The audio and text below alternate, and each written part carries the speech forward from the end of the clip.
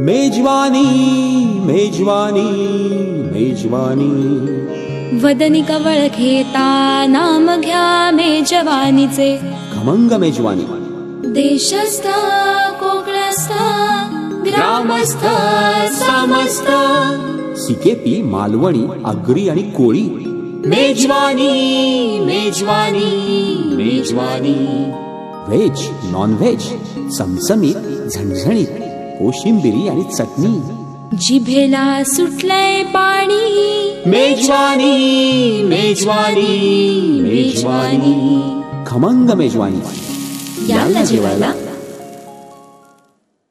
नमस्कार प्रेक्षक हो, मी सुषमा पोद्दार खमंग मेजवानी ह्या आपल्या आवडत्या कार्यक्रमामध्ये सगळ्यांचं मनापासून स्वागत करते. तुम्हाला प्रश्न पडला असेल की हा काय खमंग मेजवानीचा एपिसोड आहे की दुसरा कुठला कार्यक्रम आहे, पण नाही, बरोबर ओळखलं तुम्ही. आम्ही इथे सगळ्या मैत्रिणी जमलेलो आहोत भोंडल्याच्या कार्यक्रमाकरता बिंदुरांच्या घरामध्ये. आणि सगळ्या मैत्रिणी आता इथे पाटावरती हत्ती जो काढलेला आहे भोंडल्याच्या निमित्तानं त्याची आता आपण पूजा करणार आहोत.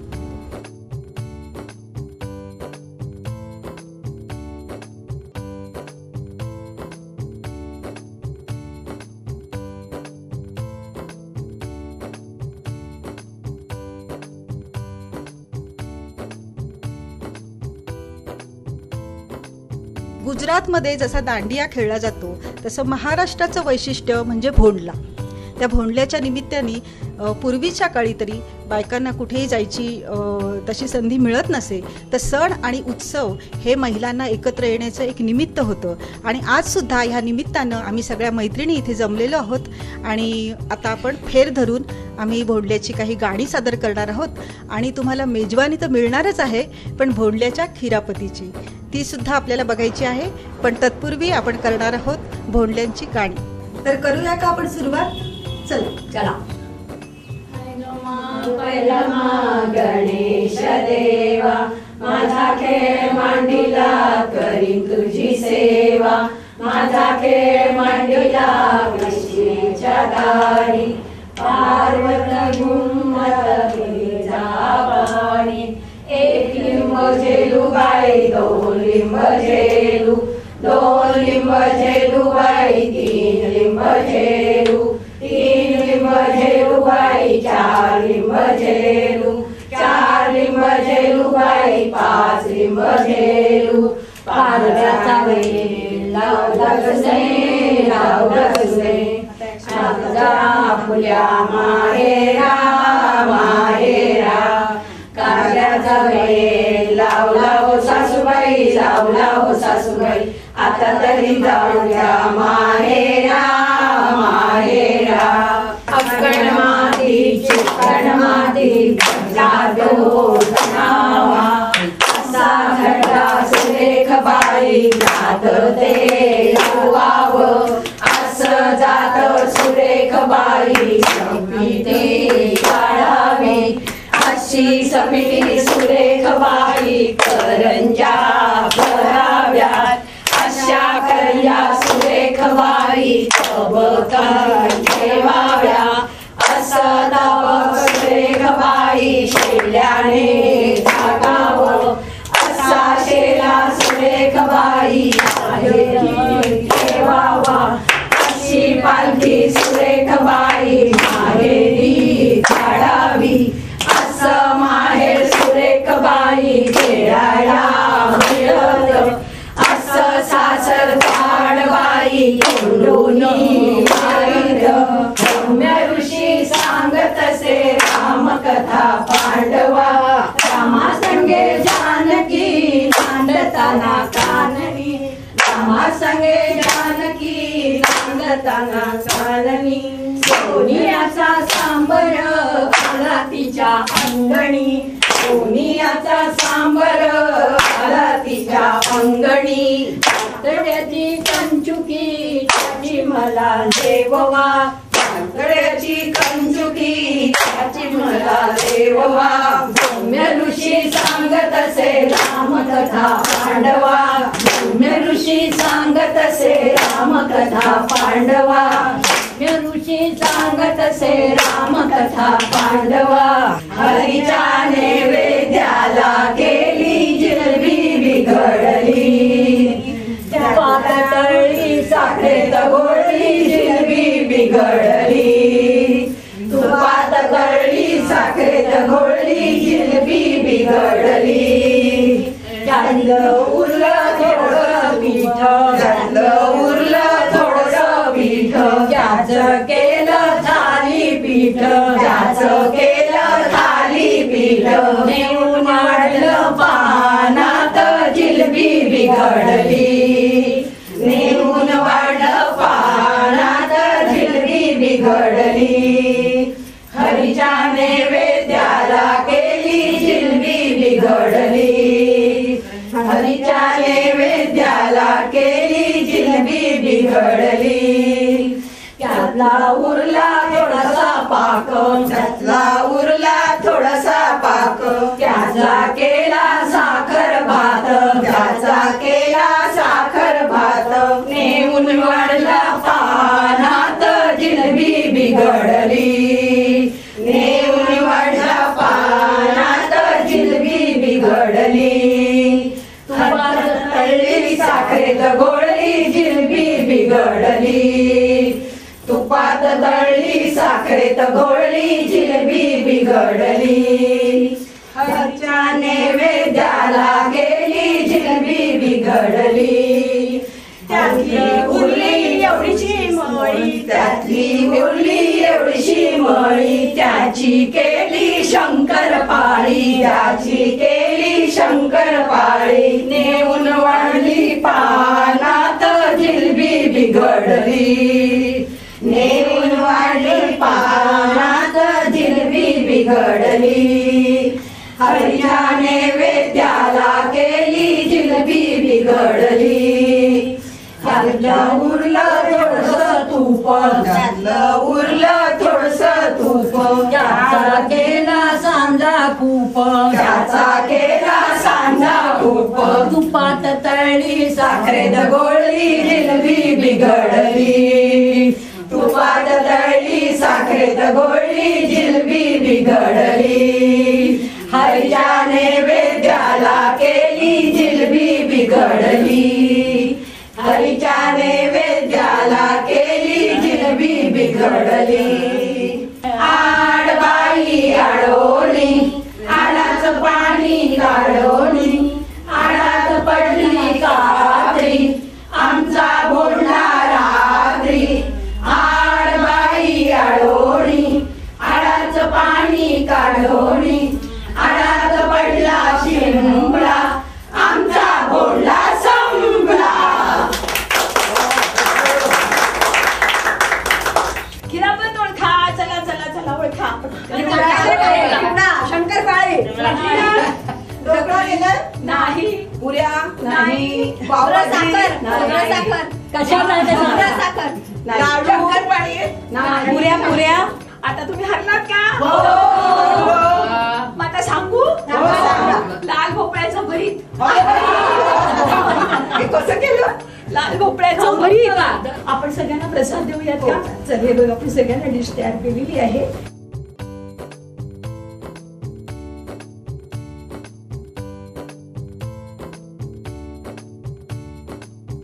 या आजच्या भोंड्याच्या कार्यक्रमात तुम्ही खिरापत केली खरी, पण ती कशी केली ते आम्हाला कसं कळणार?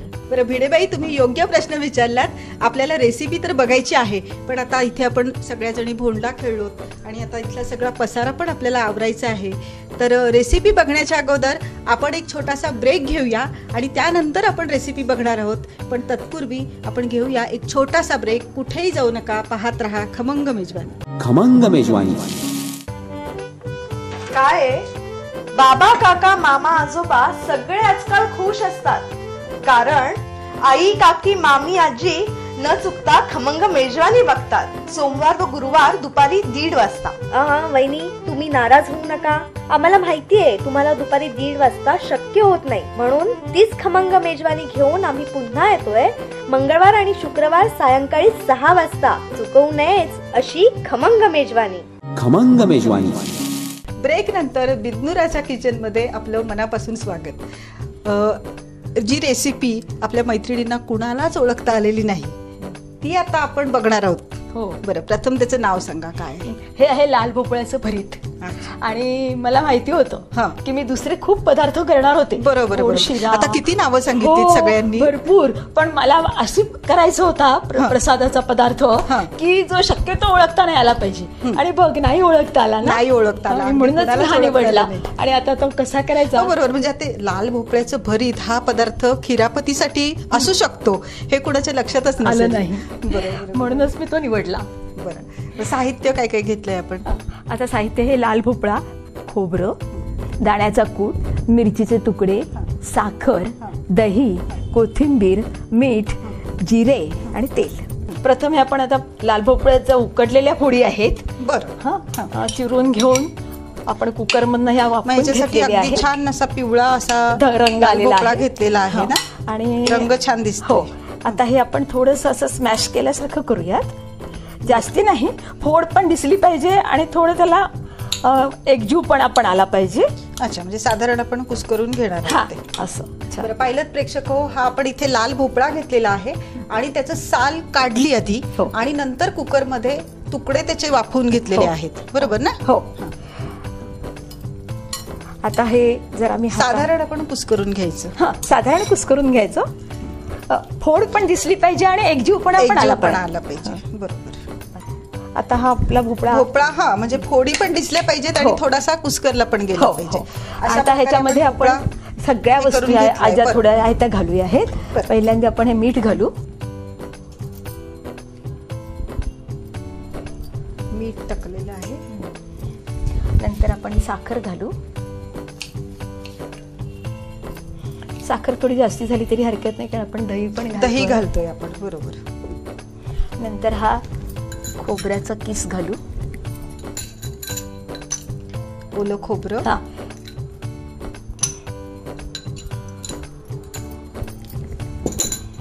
हा दाण्याचा कूट आहे.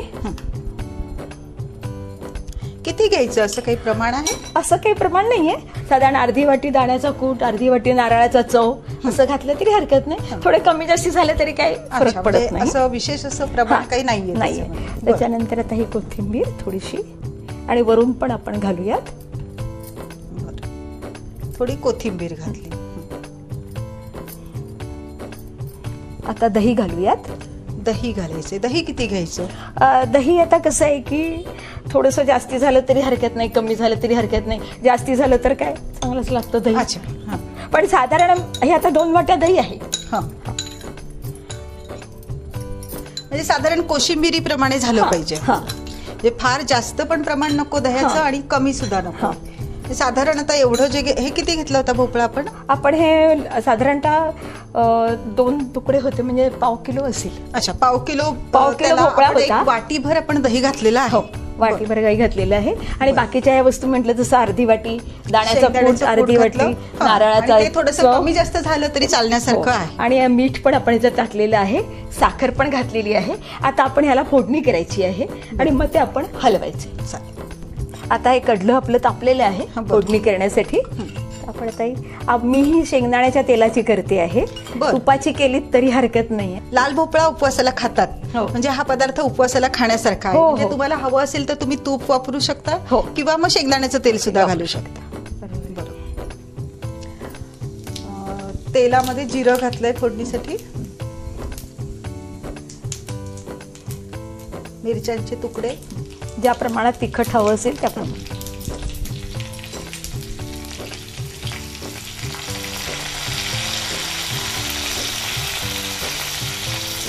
मस्त खमंग फोडणी झालेली आहे. हो. म्हणजे मिरच्यांचा तिखटपणा पण ह्याच्यात उतरलेला आहे आणि तो तिखटपणा आपल्या भरिताला पण छान येईल. मिरचीचा वास आला. ठसका फोडणी झाली. जाणवतोय मिरचीचा. आता ही फोडणी आपण ह्याच्यावर ओतूयात. आणि आता हे सगळं हलवूयात.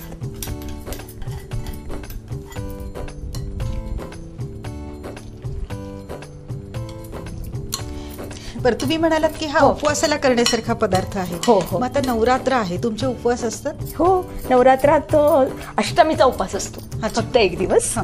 9 दिवस काही नसतात. अच्छा. पण आमच्या माहेरी मात्र आहेत 9 दिवसाचे उपवास. इकडे फक्त 1च दिवसाचा असतो. अच्छा, मग उपवासाला केला जातो हा पदार्थ? हो हो, उपवासाला लाल भोपळा चालतो. आणि ह्याच्यात आपण आता फोडणीत पण काही बाकी घातलेलं नाहीये. बरोबर, जिरे आपण मिरची शेंगदाण्याचं चालतं. तेल वापरलेलं आहे, त्याच्यामुळे हे सगळे घटक जे आहेत ते उपवासाला चालणारे आहेत. हो बरोबर. आणि आता हे हलवलं गेलं आहे, त्यामुळे आता मीठ, साखर, दही आणि फोडणी हे सगळं आता एकत्र छान झालेलं आहे. आणि आपण म्हणतो तसं वांग्याचं भरीत, तसं हे लाल भोपळ्याचं उपवासाचं भरीत. बरोबर. आणि दही घातल्यामुळे थोडा आंबटपणा पण त्याला आलेला आहे आणि थोडीशी साखर पण आपण घातलेली आहे. हे आपलं झालं भोंडल्याच्या निमित्तासाठी खास केलेलं भरीत, लाल भोपळ्याचं प्रसादाचं म्हणून. सगळं तयार आहे भरीत, फक्त जरा ही कोथिंबीर मी वरून घालते त्याच्यावर. पाहिलं प्रेक्षको, किती झटकन होणारा असा प्रकार आहे आणि हा खास निवडला कल्याणीताईंनी, कारण कोणाला ओळखता येऊ नये म्हणून. खरंय. आणि लाल भोपळा तसा खाल्ला जात नाही. हो, म्हणजे एरवी भाजी वगैरे म्हटलं ना तर आवडत नाही. मुलं काय, मोठ्यांना देखील आवडत नाही. पण भरितामध्ये कसं आहे, दही घातलेलं आहे, मीठ आहे, साखर, ती एक खमंग अशी फोडणी आहे, त्यामुळे ते निश्चित चांगलं अगदी झालेलं असणारच आहे, ह्याची खात्री आहे. पाहिलं प्रेक्षक हो, कसा वाटला हा एपिसोड? छान वाटलं ना? आपण बिंदुरांच्या घरी जमलो, छानपैकी मस्त भोंडला खेळलो, तुम्ही छान खिरापत केलीत, त्याबद्दल मी मनापासून आभार मानते. आणि इथे आपली एक मैत्रीण आहे माधवी, माधवीच्या हस्ते आपण तुम्हाला एक छोटीशी भेट देणार आहोत. धन्यवाद. आपण पण मला ह्या तुमच्या मेजवानीच्या एपिसोडमध्ये सामील करून घेतलं आणि पदार्थ दाखवण्याची संधी दिली, त्याबद्दल मी तुमच्याही सर्वांचे आभार मानते.